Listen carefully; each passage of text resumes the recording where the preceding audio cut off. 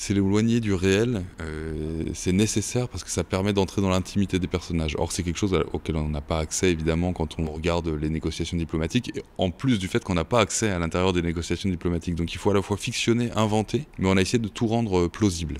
C'est-à-dire que tout ce qui se passe dans la série peut potentiellement arriver. Je m'appelle Eugène Rius et je suis scénariste et un des scénaristes de The Deal. All that, I'm not talking about your civil program, I'm talking about Arak. I mean, what is the purpose of a 40 megawatt heavy water reactor serve if your objectives are solely peaceful and civil? On a toujours appelé ça un thriller diplomatique.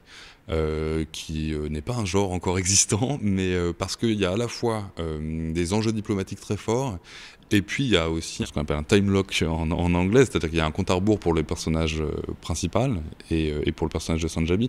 Donc moi je la décrirais comme une série diplomatique avec des enjeux de série d'action. Moi je suis arrivé plus tard dans la série. Il y avait eu des arches qui avaient été écrites par Gilles Lacombe, qui est un scénariste français, Stéphane Michel, qui est une scénariste suisse, avec Jean-Stéphane et Alice. Et moi je suis venu un petit peu plus tard, au moment des épisodes dialogués. Et j'ai ensuite coécrit avec Jean-Stéphane les 6 épisodes de la série. Moi, je me suis occupé avec Jean-Stéphane de redonner sur la saison une unité. Et puis, on a beaucoup travaillé sur les dialogues aussi. On a revu vraiment pendant 2 ans. On a fait plusieurs versions de chaque épisode, tous les deux. En fait, ce qui est intéressant en tant que scénariste, c'est de s'approprier cette langue diplomatique, c'est que c'est une langue de non-dit. C'est-à-dire qu'on dit quelque chose pour dire autre chose. Ça ressemble un peu à la langue dramaturgique dans le sens où il y a des scénarios, des options qui sont faites et on doit avoir en face de soi, savoir répondre aux réponses de son interlocuteur qui est parfois son adversaire aussi. Et en même temps, c'est aussi une langue dans laquelle ce qui est à l'œuvre, c'est la recherche de la confiance. Nous, c'est quelque chose qui a beaucoup dirigé l'écriture, c'est qu'on s'est dit c'est des gens qui sont à la recherche de confiance. Comment on refait un lien, comment la parole en fait peut retisser une relation.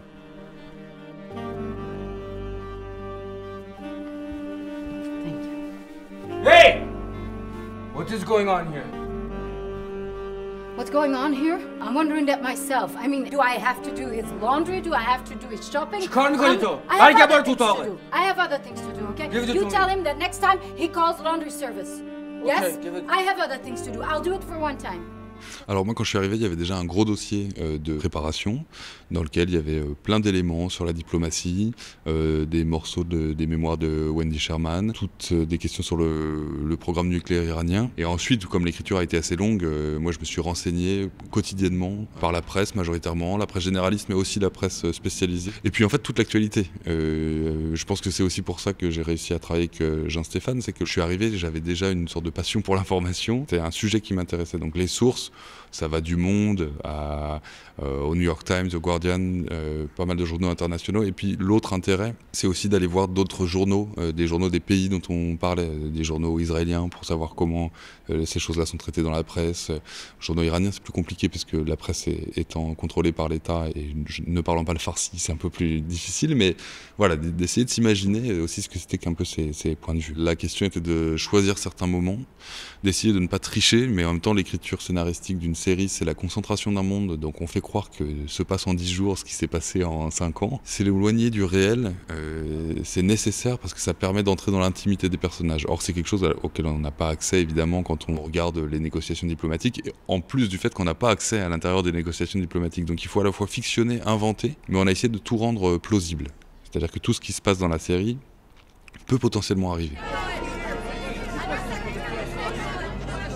Welcome. Thank All you. the best. Thank you. It's a great pleasure to be here. Good to see you. Thank you. Really, thank you. Madam Secretary of State, we'll take a picture now for the press. You may stand here, and there will be no statements to the press today. Thank you. Thank you. Secretary Cohen, what are you expecting from these final discussions? The United States No remains committed to its desire to move forward with our partners. Évidemment, on ne fait pas une série qui défend un point de vue on va dire eurocentrée ou occidentale, mais notre culture, elle est occidentale. Donc on a forcément un ensemble de façons de penser. Il y a certaines valeurs qu'on porte en tant qu'auteur.